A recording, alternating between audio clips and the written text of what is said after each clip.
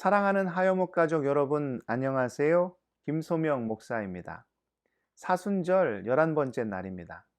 오늘도 변함없이 하여목을 찾아주셔서 진심으로 감사드립니다. 매일매일 말씀 묵상으로 하루를 시작하시는 여러분을 주님이 참 기뻐하시리라 믿습니다.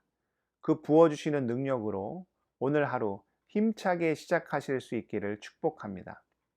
이 시간 우리에게 허락하시는 하나님의 말씀은 마태복음 17장 20절입니다.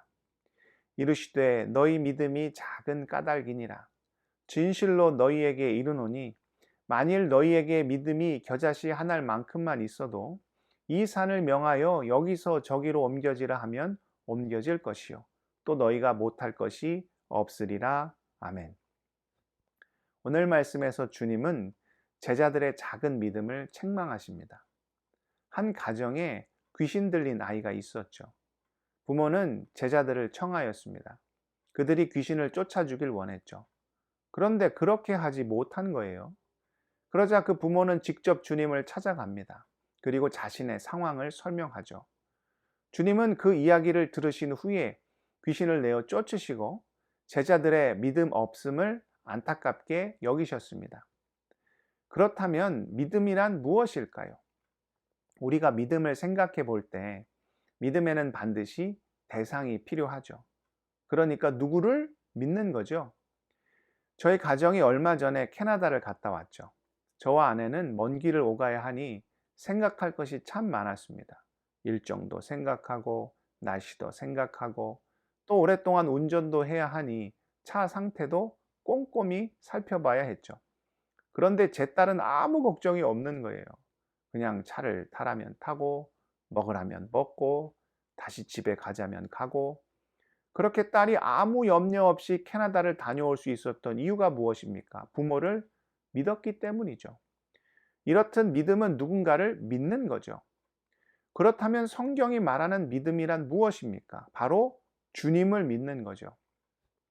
예수를 그리스도로 고백하며 내 삶의 주인으로 인정하는 것을 말하죠. 오늘 말씀에서 결국 제자들에게는 무엇이 없었던 건가요? 주님을 신뢰하며 그분을 삶의 주인으로 고백하는 온전한 믿음이 없었던 거죠. 그 믿음 없음을 누가 가장 잘 압니까? 성경을 보면 귀신들이 제일 잘 알아요. 누가복음 8장을 보면 주님께서 거라사에 있는 귀신 들린 자를 고치시는 장면이 나옵니다. 그때 귀신이 주님께 뭐라고 이야기합니까? 누가복음 8장 28절입니다.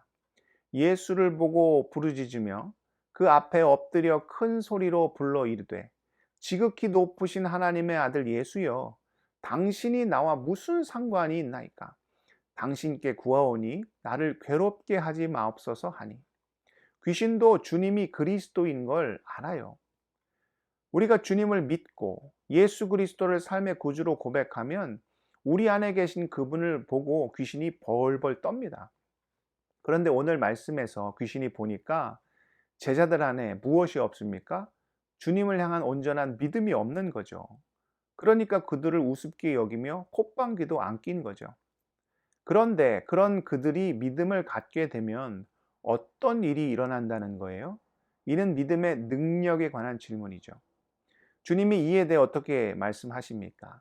겨자씨만한 믿음만 있어도 무엇을 옮길 수 있다? 거대한 산도 옮길 수 있다는 거죠.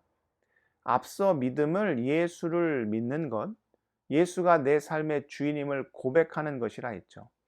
이는 다른 표현으로 하면 복음을 믿는 거죠. 로마서 1장 16절을 보면 이 복음이 모든 믿는 자에게 하나님이 능력이 된다 이야기합니다. 이 능력을 헬라어로 두나미스라고 하죠. 그리고 두나미스를 영어로 하면 다이나마이트가 됩니다. 다이나마이트는 굳이 말씀드리지 않아도 그 위력을 잘 아시리라 믿습니다. 적은 양만 있어도 산을 와르르 무너뜨리죠. 믿음은 그 능력이 우리의 상상을 초월하는 어마어마한 것이기에 겨자씨만큼만 있어도 거대한 산을 날려버리기에 충분하다는 거죠. 실제로 예수 그리스도의 십자가와 부활 그리고 성령 강림 사건을 통해 온전한 믿음을 품게 된 제자들이 이후에 어떤 일을 행합니까? 세상의 눈으로 보면 겨자씨처럼 볼품없는 그들이었지만 세상에 존재하는 모든 거대한 산들을 무너뜨립니다. 베드로가 마가의 다락방에서 성령의 충만함을 받고 담대함을 얻어 예수 그리스도를 증거하고 선포했을 때 자그마치 3천 명이 세례를 받고 주님을 믿죠. 이후에도 제자들의 사역을 통해 수많은 사람들이 주님께로 돌아왔습니다. 사람들 마음에 굳게 자리 잡고 있던 불신앙의 산이 와르르 무너져 내린 거죠. 또 믿음의 위대한 능력을 보여준 사람이 누구입니까? 사도 바울이죠. 그는 믿음으로 먼저 자기 안에 있는 거대한 불신의 산을 무너뜨렸습니다. 그가 어떻게 고백합니까? 갈라디아서 2장 20절입니다. 내가 그리스도와 함께 십자가에 못 박혔나니 그런즉 이제는 내가 사는 것이 아니요 오직 내 안에 그리스도께서 사시는 것이라. 이제 내가 육체 가운데 사는 것은 나를 사랑하사 나를 위하여 자기 자신을 버리신 하나님의 아들을 믿는 믿음 안에서 사는 것이라.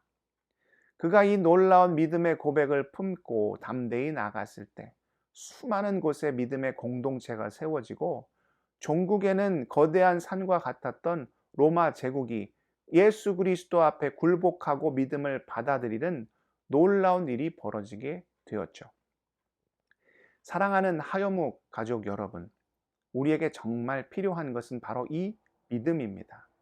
주님이 내 삶의 주인이시고 그분께서 놀랍게 역사하실 것이며 결국 가장 좋은 길로 우리를 인도하실 것을 믿는 이 믿음이 우리의 가정과 일터와 교회에 놀라운 변화를 허락해 줄 것입니다.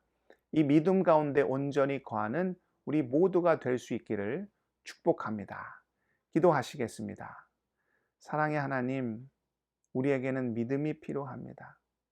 겨자씨만한 믿음이라 할지라도 예수를 그리스도로 고백하며 내 삶의 주인으로 믿고 의지하는 이 믿음을 허락하셔서 산도 무너뜨리고 우리 앞을 가로막는 모든 것들을 무너뜨리고 이기고 승리하는 위대한 삶을 살아갈 수 있도록 아버지 우리를 붙잡아 주옵소서. 무엇보다 우리 하여목 귀한 식구들 주님 돌보아 주시기를 원합니다. 신분의 문제로, 일터의 문제로, 가정의 문제로, 자녀의 문제로, 여러 가지 삶의 문제로 신음하고 고통받는 모든 자녀들 긍휼히 여겨주시고 주 안에서 살아갈 힘과 용기를 발견할 수 있도록 오 주여 그 능력의 손으로 붙잡아 주시고 함께하여 주시옵소서. 모든 말씀 존귀하신 예수 그리스도의 이름으로 간절히 기도드리옵나이다. 아멘.